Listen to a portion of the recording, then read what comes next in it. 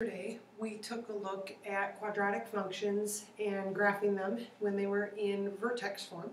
Today we're going to take a look at them in factored form. And if you recall, factored form would be y times some value a times x minus x1 times x minus x2, where if you recall, x1 and x2 were going to be your y-Intercepts.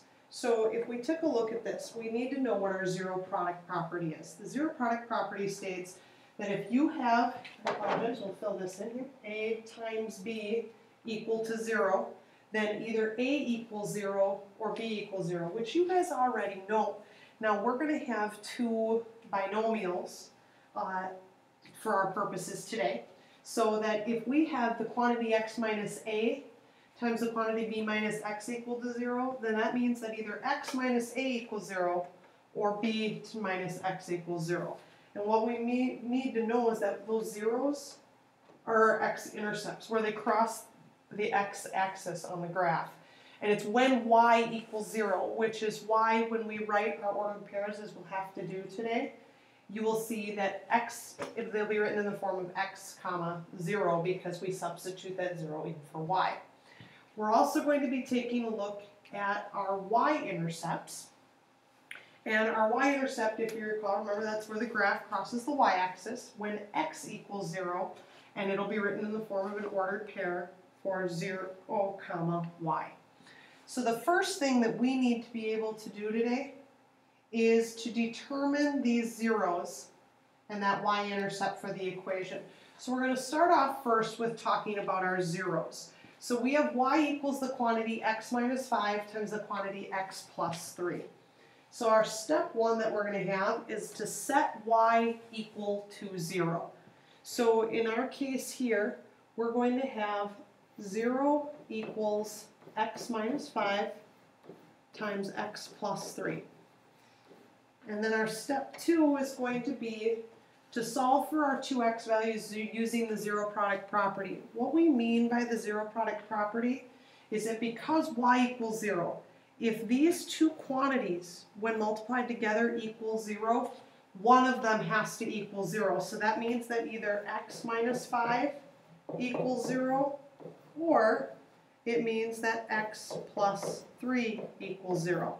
Now solving these for x, we add 5 to both sides to get x equals 5, or we subtract 3 to both sides to get x equals negative 3.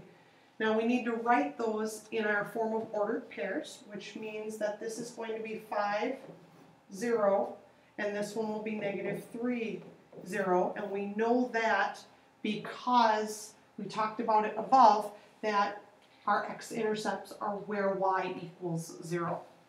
Our third and final step is what we just did, was writing those as ordered pairs. Now, we're not going to graph them quite yet. We will get to that in a little bit. But that next step is going to be to find our y-intercept. So now, in this case, step one is going to be, this time we're going to substitute 0 in for both x values. And so when we substitute 0 in for both x values, it's going to be y equals the quantity 0 minus 5 times the quantity 0 plus 3. So step two then is going to be to solve for y. So when I do that, I have y equals 0 minus 5 is negative 5, 0 plus 3 is 3. So when I multiply those two together, negative 5 times 3 is y equals negative 15. And then just like above, our next step is going to be to write it as an ordered pair.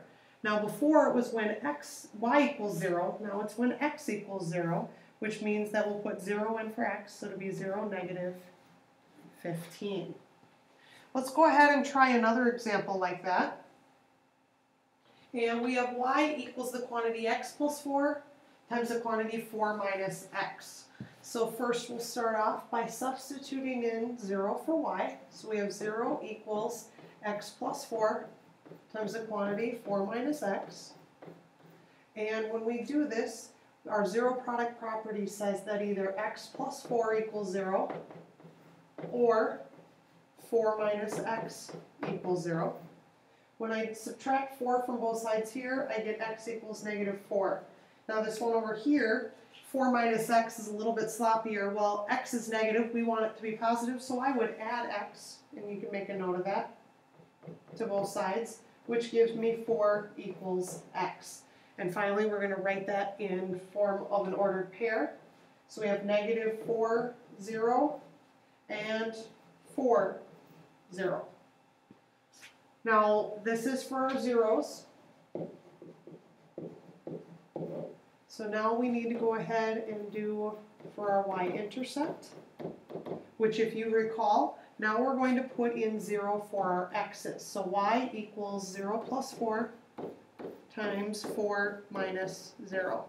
So when I do that, I get y equals 4 times 4. So y equals 16, which means that my y-intercept will be 0, 16.